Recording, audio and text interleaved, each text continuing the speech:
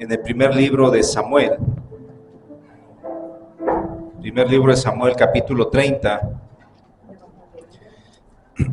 para que lo tenga abierta su Biblia. Primer libro de Samuel, capítulo 30.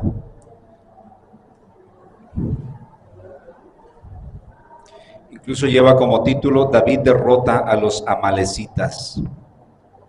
Vamos a orar, vamos a pedir la dirección de Dios, para que sea Dios nuevamente quien siga hablando a nuestra vida, así como lo ha hecho hasta este momento a través del inicio de este servicio. Hermanos, ha sido de bendición. No sé cómo lo ha sentido usted.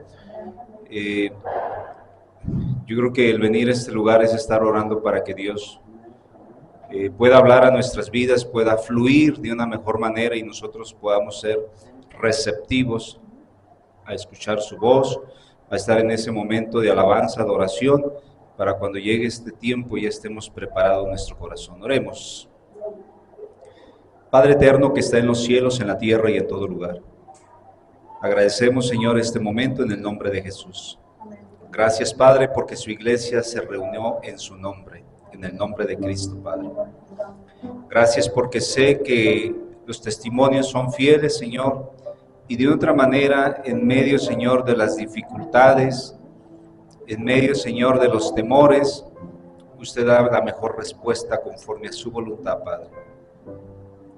Ruego en el nombre de Jesús que me dé la sabiduría, Señor, el conocimiento y el poder compartir el mensaje, Señor, con la autoridad que usted da en la vida de todos sus siervos, Señor. Gracias por este momento, Señor, el cual estoy al frente y que me va a permitir exponer su palabra, pero también, Señor, la responsabilidad de compartirla, Padre. Ruego que me dé la sabiduría a través de su Espíritu Santo, Padre, porque oro en el nombre de Jesús. Amén. El mensaje está titulado: ¿Dónde están los valientes? Es un mensaje que conlleva una pregunta: ¿dónde están los valientes? Y para dar inicio a este mensaje, quiero leerles parte de una historia, parte de una anécdota sobre el emperador romano Nerón, donde prácticamente vamos a entender algo relacionado a los valientes. Por ello quiero iniciar con esta anécdota donde nos dice que Nerón dio órdenes a su comandante principal llamado Vespasiano y le dijo: necesitas revisar los rangos de tus tropas. Si encuentras algún cristiano, deberá ser ejecutado. Vespasiano alineó sus tropas y les dijo: un edicto ha llegado del emperador. Si existe algún cristiano, yo le voy a pedir que usted confiese serlo. Se me ha dicho que un cristiano nunca niega ser cristiano, pero quiero antes decirle que si confiesa que usted es un cristiano, si lo hace, ciertamente morirá. Entonces, Vespasiano preguntó: ¿hay algún cristiano? Él no estaba preparado para lo que estaba a punto de suceder, porque al uno dar un paso hacia adelante, los 40 lo dieron. Los 40 luchadores habían entregado sus corazones y sus vidas a Jesucristo. Cuando Vespasiano lo vio, dice que gritó, dijo: no, debe haber una equivocación, no los 40. Ellos le afirmaron: todos creemos, Jesucristo es el Hijo de Dios. Vespasiano le suplicó: por favor, retrocedan, nieguen su fe y esto se acaba. Ni uno solo se movió. Vespasiano dijo: yo no puedo ejecutarlos con la espada. Creo que aún no lo han pensado bien. Seguro que negarán su fe. Él pensó: tengo un plan. Estaban en invierno. Vespasiano hizo una fogata sobre un lago congelado, una gran fogata. Luego despojó a esos 40 hombres de sus cascos, sus armaduras, camisas, zapatos, de su ropa interior, despojándolos, dice, absolutamente de todo, en una temperatura bajo cero. Los dejó en la oscuridad, diciéndoles: permanecerán afuera en la oscuridad hasta que se congelen. Pero si alguno de ustedes, allí en el frío, en la oscuridad, decide que quiere negar a Cristo, todo lo que tiene que hacer es hacerse a la fogata. Vespasiano estaba seguro que ellos regresarían, mas él no estaba preparado para lo que iba a escuchar, porque había oído su canto tantas veces, pero ahora era diferente, muy diferente, y esto era lo que estaban cantando: somos 40 luchadores por ti, oh Cristo, para ganar la victoria para ti y para ti la corona de vencedores. Vespasiano dijo: bueno, ahora están cantando, pero pronto cambiará esa idea. Al pasar la noche, se puso aún más fría y se escuchaba el canto: somos 40 luchadores por ti, oh Cristo, para ganar la victoria para ti y para ti la corona de vencedores. El canto se hacía más débil y más débil y más débil. El frío los estaba paralizando. Luego el canto cesó y Vespasiano miró, deslizándose por encima del hielo, la figura de uno de esos soldados, dándole la espalda a Jesucristo. Se acercaba a la fogata. Vespasiano dijo: ahí viene este, el resto los seguirá pronto. Lo sabía. Yo conozco a los hombres, los otros pronto vendrán, pero no estaba preparado para lo que iba a oír. Él escuchó en la oscuridad: somos 39 luchadores por ti, oh Cristo, para ganar la victoria para ti y para ti la corona de vencedores. Vespasiano dijo que cuando él miró miserablemente la figura de aquel traidor deslizándose sobre el hielo, según la historia, Vespasiano se quitó el casco de la cabeza, la armadura del pecho, su camisa de su espalda, los zapatos de sus pies, y dice que corrió hacia los 39 gritando: somos 40 luchadores por ti, oh Cristo, para ganar la victoria para ti y para ti la corona de vencedores. Esta es una historia, será una anécdota, hermanos, pero de una otra manera. ¿Qué tan valientes somos nosotros? ¿Qué tan valientes somos en los momentos decisivos de nuestra vida? ¿O qué tan cobardes somos para darle la espalda a Cristo? Usted y yo damos la espalda a Cristo cuando le fallamos en nuestros pecados, cuando no valoramos el sacrificio de Cristo colgado en un madero. Y aquí viene la proposición de este mensaje, hermanos. Jesús luchó por mí, pero Jesús también luchó por ti. Y te pregunto, ¿usted quiere luchar por Él? ¿Usted quiere luchar por Él? Usted podrá decir: soy un soldado de la cruz. O quiere decir: yo quiero ser ese soldado de la cruz. ¿Quiere ser un soldado de la cruz? Porque entonces preguntaríamos: ¿dónde están los valientes de la iglesia Casa de Paz? ¿Dónde están los valientes? ¿Cómo reaccionaría entonces usted para ser verdaderamente ese valiente que el Señor necesita para que Dios lo use de la mejor manera en su vida? Y para dar respuesta a este título, el mensaje ¿dónde están los valientes?, desarrollé este mensaje en 3 puntos. El primero de ellos: los valientes se fortalecen en la adversidad, hermanos. ¿Cómo estaban estos 40 soldados en la intemperie? No estaban cómodos. Yo no quiero pensar qué tanto frío pudiese haber estado pasando. Pero las adversidades son el punto, mis hermanos, de estrategia en la vida de un cristiano para saber si somos o no somos. seguidores de él. Vamos a ir entonces al primer libro de Samuel, capítulo 30, porque ahí vamos a desarrollar parte de estos 3 puntos y nos vamos a dar cuenta que David había salido con su gente para apoyar a los filisteos. En específico, él estaba apoyando al rey Aquís para pelear, escuche bien esto, para pelear en contra del pueblo de Israel que estaba siendo gobernado por el rey Saúl. Si usted conoce la historia, se dará cuenta cómo David iba a pelear a favor de los filisteos. Cuando David en sus inicios derrotó a un filisteo llamado Goliat, pero cómo es que ahora David estaba enlistado dentro del ejército de los filisteos. Yo creo que suena algo ilógico, ¿no? Pero bueno, todo tenía un motivo y una razón, porque el rey Saúl, que estaba gobernando actualmente Israel, estaba persiguiendo a David. Y para que ya no fuese perseguido, fue y se metió con los enemigos a vivir en un lugar en el cual le habían reservado para él.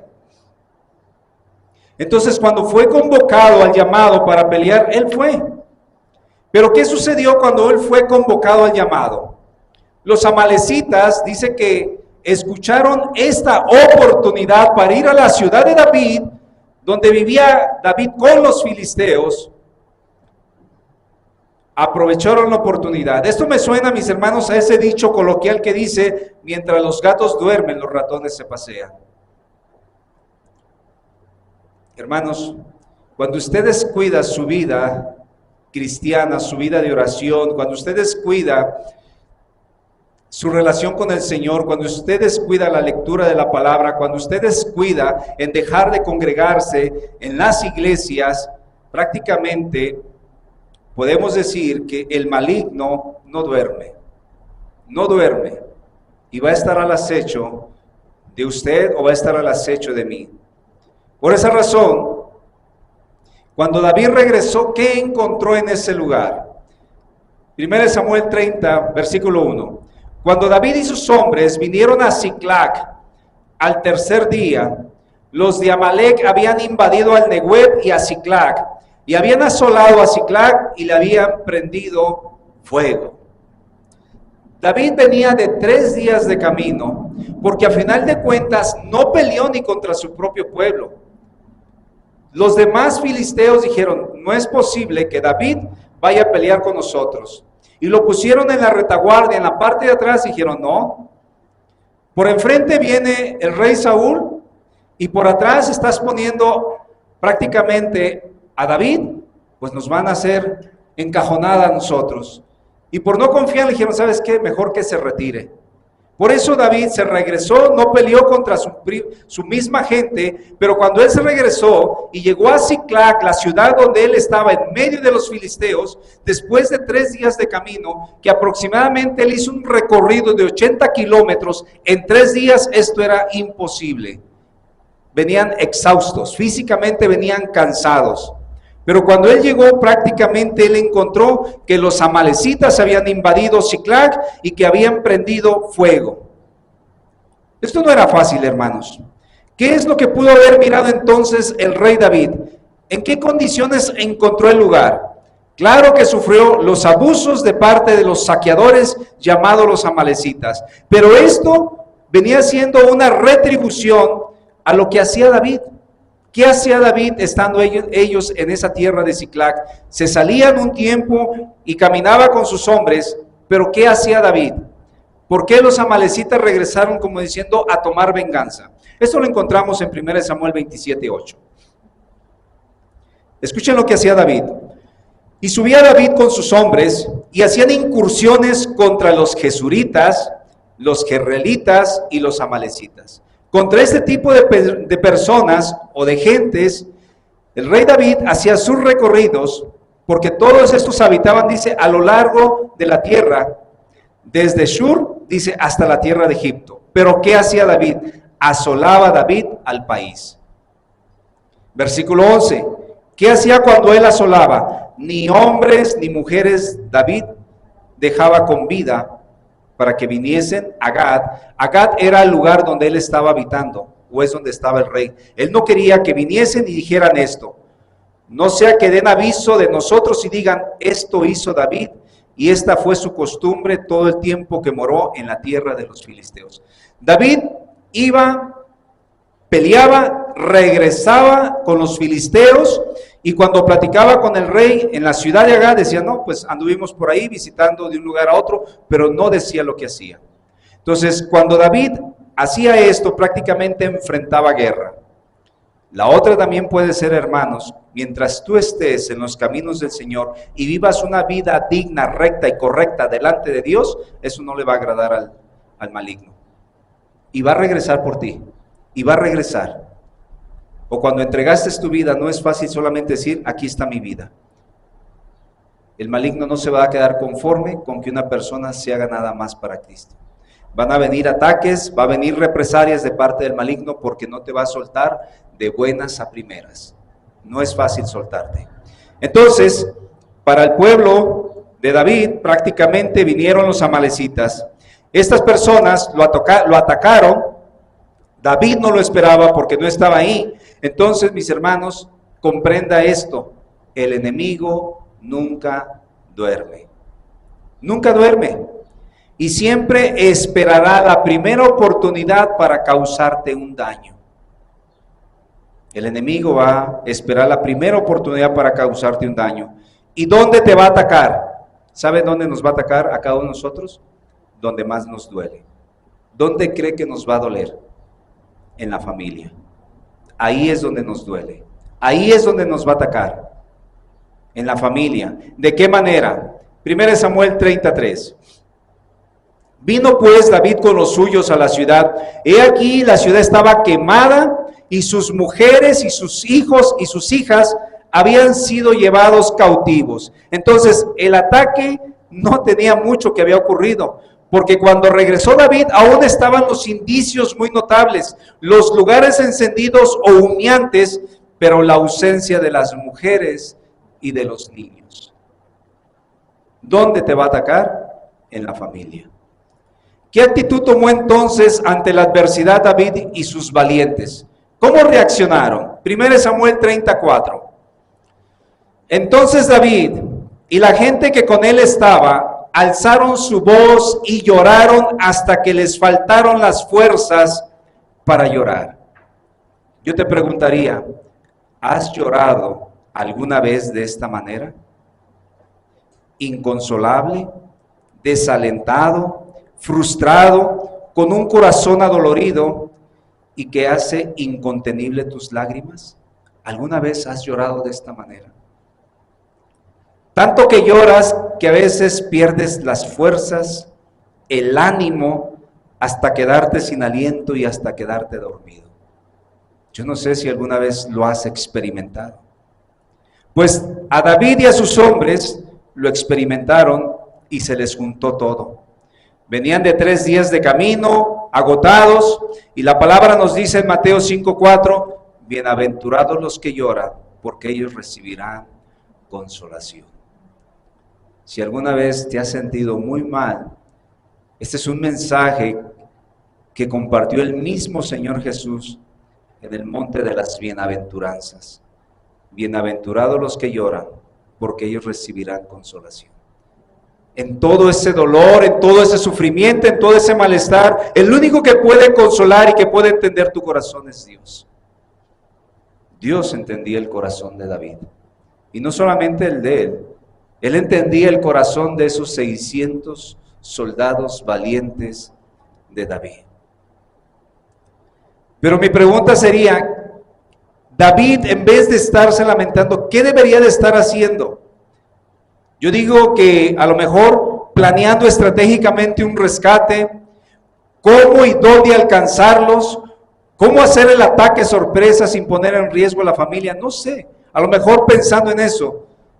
Sin embargo, dice que en la frustración los soldados de David pensaron en culpar a alguien más o desquitarse en alguien más. Su mirada se centró, dice, únicamente hacia David. ¿Y qué miraron en David? Venganza, molestia, indignación y dolor. Cuando nosotros vemos que nos pasan cosas difíciles en nuestra vida, que no están a nuestro alcance o que no están en nuestras manos porque llegan las cosas sin pedirlas o sin pensarlas, cuando no queremos asumir nosotros la responsabilidad de ello, siempre pensamos, esto sucedió por culpa de. Y comenzamos a culpar o a pensar en otras personas. Los soldados comenzaron a mirar a David y comenzaron a pensar en su mente, este tiene la culpa. Porque si no hubiésemos acudido al llamado de los filisteos, no hubiera sucedido esto.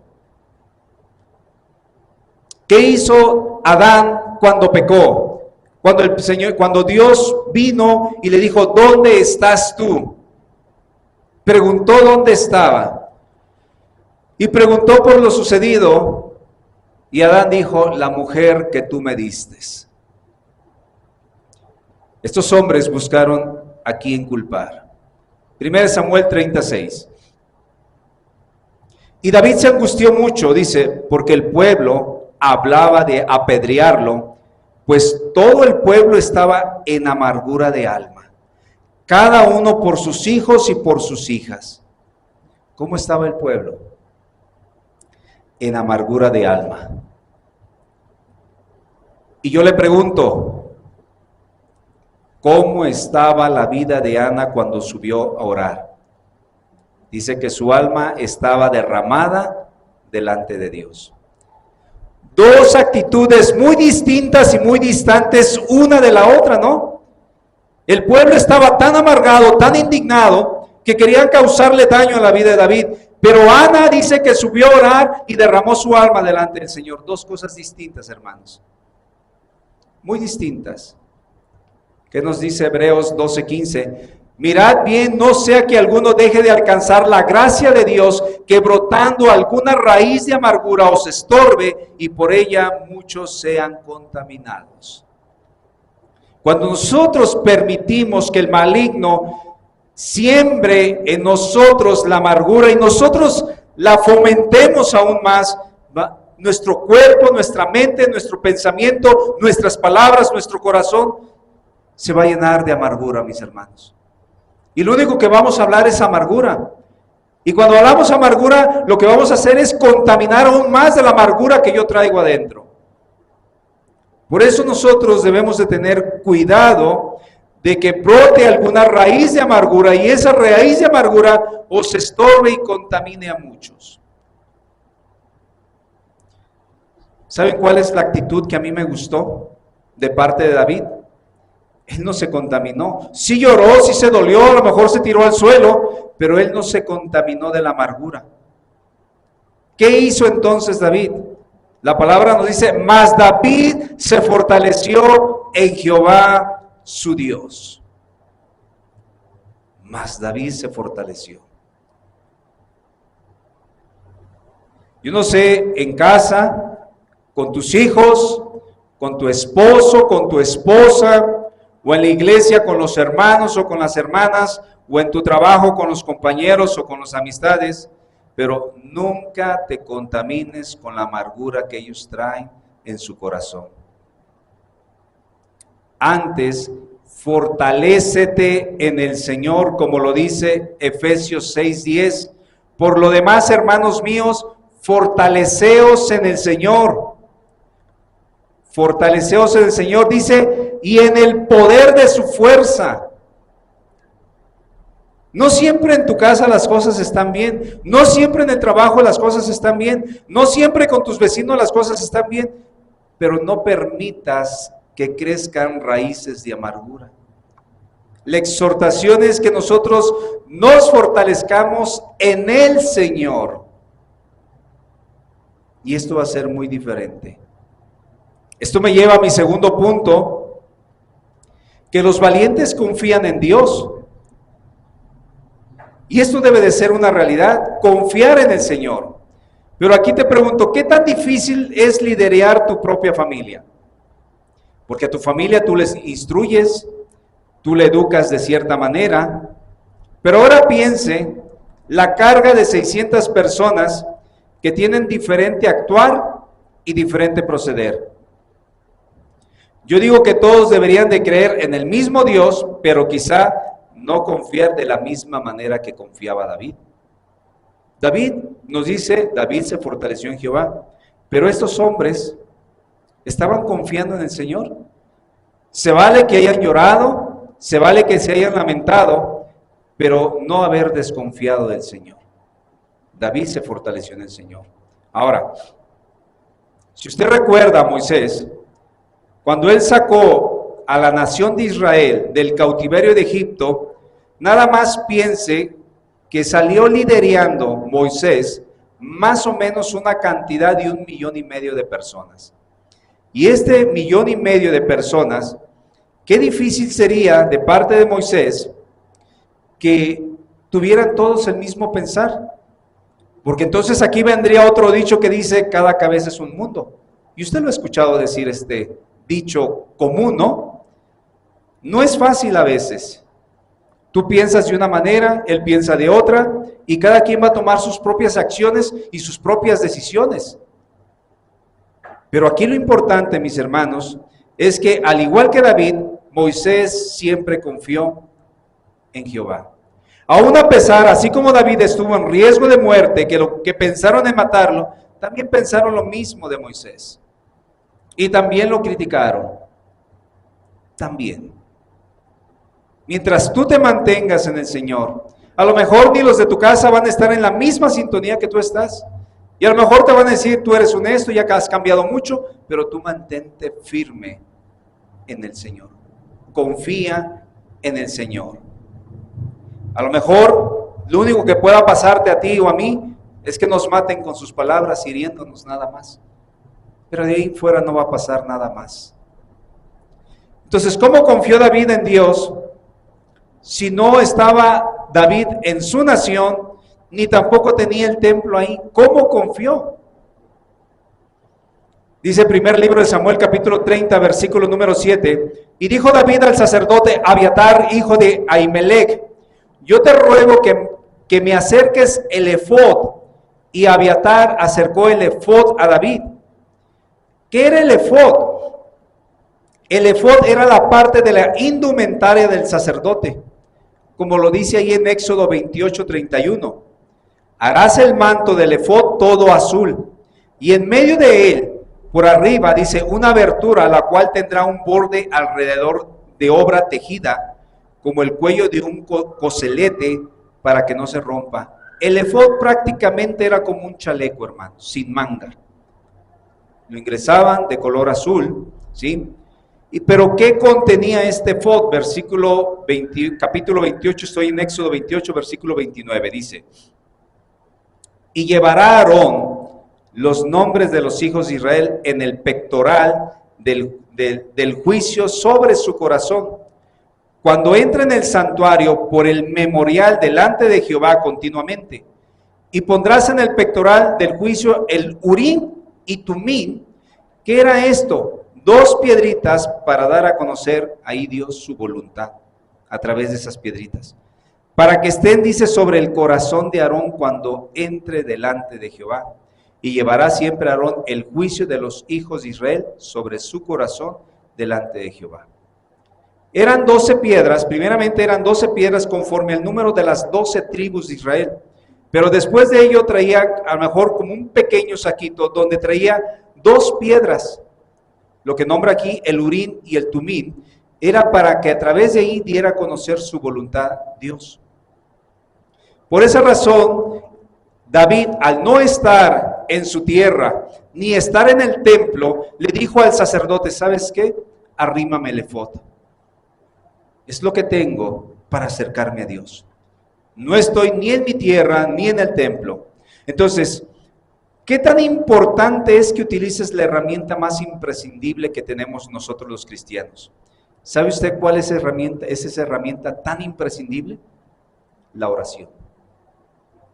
La oración, mis hermanos.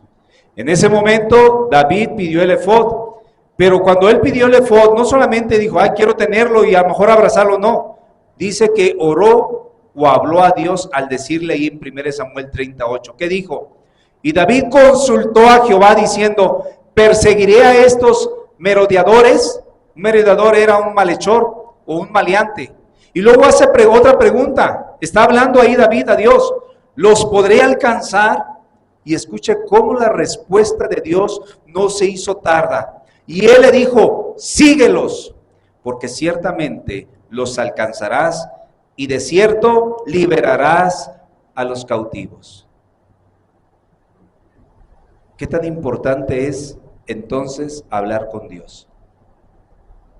Pero nosotros a veces menospreciamos la oración, porque creemos que estamos hablando al viento o creemos que nadie está ahí. En una de las prédicas hace mucho tiempo,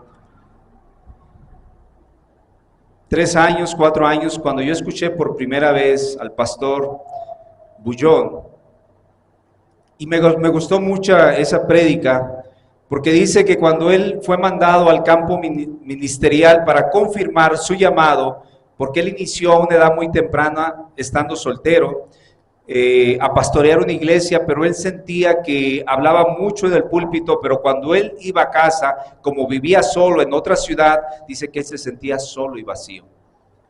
Entonces él fue a lo mejor con los ancianos o los pastores que estaban encima de él, los dirigentes, y él de repente como que quiso claudicar en el llamado. Y le dijeron, ¿sabes qué? Te vamos a mandar a otro lugar donde en ese tiempo Dios te va a confirmar tu llamado.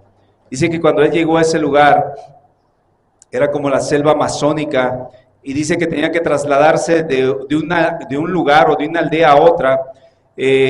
No había un camino trazado como tal, y dice que ese día salió muy temprano, le agarró la tarde noche, hubo una lluvia tan fuerte, y dice que de repente resbaló, cayó a una tipo a lo mejor zanja, barranco, y él comenzó a orar, y dice que fue ahí cuando él sintió que su oración no se iba, sino se quedaba con él. Es ahí donde él comprendió que el Señor estaba en él, y que cuando él hablaba, sus palabras no solamente eran al viento, sino que la oración se quedaba en él, porque el que reconfortaba en él era el Señor.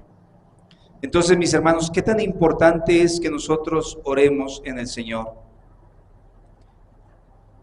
¿Qué tan importante es? Y la pregunta sería, de las muchas veces que has orado delante de Dios, ¿cuánto has confiado en Él? ¿Cuánto has confiado en Él? ¿Cuántas respuestas has obtenido de Dios sin que tarde?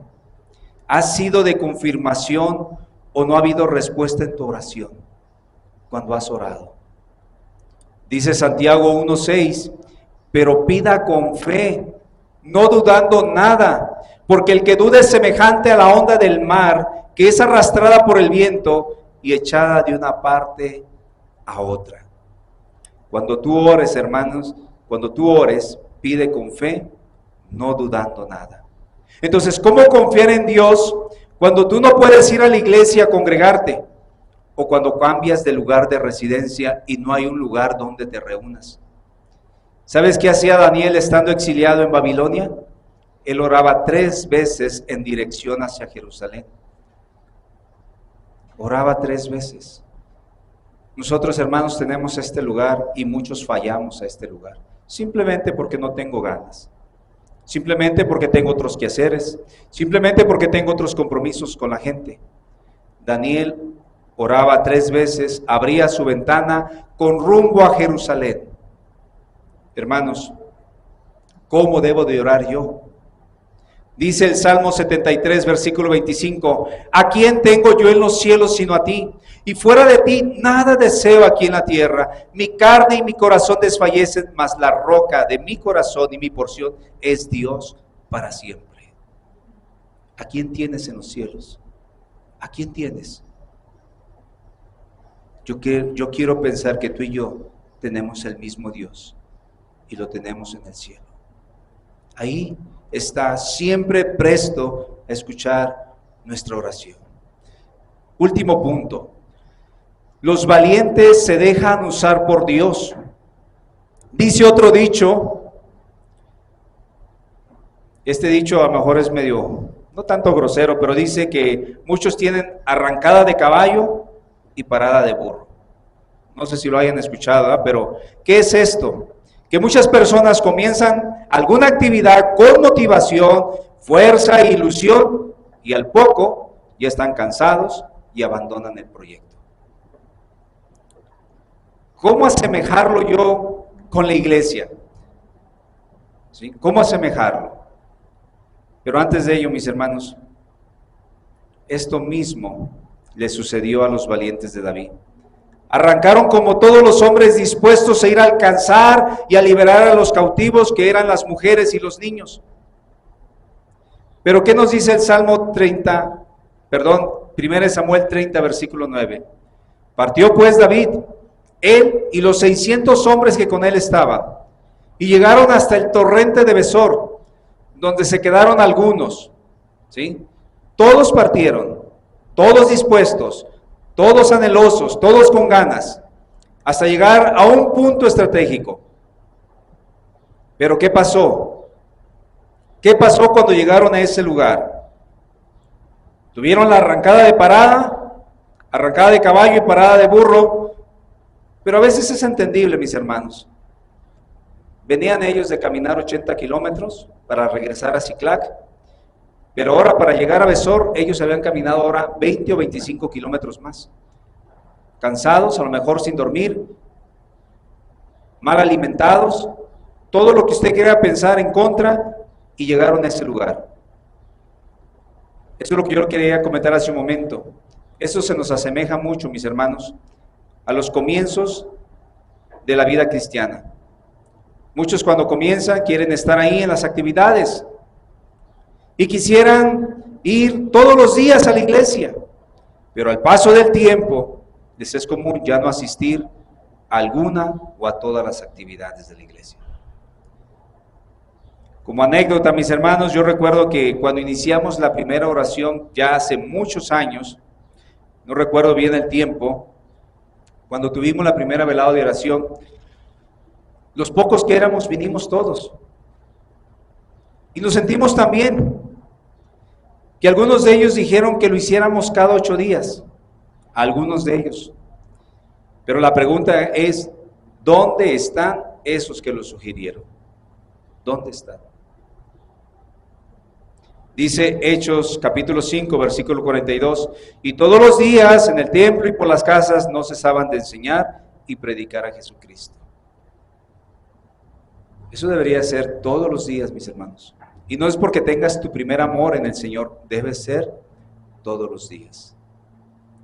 Pues después de esta parada que ellos estuvieron ahí en Besor, ¿cuántos fueron al rescate? O dicho de otra manera, ¿cuántos fueron usados para esa encomienda de ir por los cautivos? 1 Samuel 30:10. Y David siguió adelante con 400 hombres, porque se quedaron atrás 200 que cansados no pudieron pasar el torrente de Besor. ¿Cómo de ir 600, 200 por el camino al llegar a Besor? Ya no quisieron más. ¿Sabe qué? Dios sabe a quién va a usar de una manera inimaginable. Podrá ser una persona con una preparación o podrá ser uno que no tiene o uno que tiene únicamente lo más esencial de estudios. Pero el que Dios usa, lo usa de una manera sorprendente, hermanos. Usted recuerde a Pedro. Pedro era un pescador, una persona sin preparación. Si preguntamos por Simón el Celote, él venía de un movimiento religioso o político que estuvo en contra del gobierno romano. O si pensamos en Mateo, el cobrador de impuestos, él era despreciado por su misma gente, por ser un publicano o un traidor. Dios hizo grandes cosas con tan solo 12 discípulos hasta el día de hoy. Y esa es la encomienda para nosotros, para usted y para mí, que nosotros también debemos de ir a rescatar a los cautivos, hermanos. ¿Quiénes son los cautivos? La gente que está sin conocer de Cristo. Así como David solamente tomó 400 hombres y fue a rescatar su botín, de la misma manera, mis hermanos, nosotros y usted no me salga ni me diga, no tengo la preparación, yo no lo sé. Mejor que sea otro. Pero ¿qué nos dice la primera carta a los Corintios capítulo 1, versículo 26 en adelante? Pues mirad, hermanos, vuestra vocación, que no sois muchos sabios según la carne, ni muchos poderosos, ni muchos nobles, sino que lo necio del mundo escogió Dios para avergonzar a los sabios. Y lo débil del mundo escogió Dios para avergonzar a lo fuerte. Lo vil del mundo y lo menospreciado escogió Dios, y lo que no es para deshacer lo que es, a fin de que nadie se jacte en su presencia. No digas que las cosas que hay, que tú has hecho crecer una iglesia, que tú tienes un ministerio. No, no te jactes. Tú eres lo vil y lo despreciado, pero Dios te usó, hermano. Esto me lleva a mi conclusión. Los valientes, ¿quiénes son? ¿Quiénes son los valientes? Pregúntese usted, ¿quiénes son los valientes? Mateo 11:12 nos dice: desde los días de Juan el Bautista hasta ahora, el reino de los cielos sufre violencia y los violentos lo arrebatan. ¿Quiénes son los valientes? Los que arrebatan el reino, mis hermanos. Los que están dispuestos. Los que están verdaderamente dispuestos a servir, a trabajar por el Señor. No sé si tú eres o no eres ese valiente que desafía con su propia vida el conformismo y la comodidad, como lo hizo una noche el apóstol intrépido.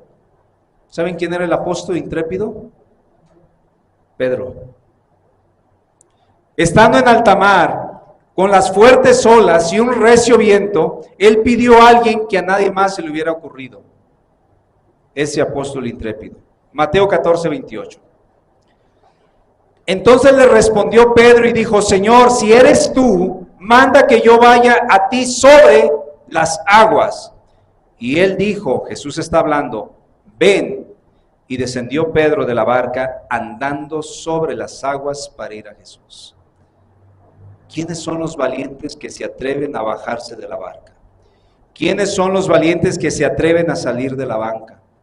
¿Quiénes son los valientes que se atreven a decir, yo quiero involucrarme en un ministerio porque quiero explotar los dones que el Señor me dio para su servicio?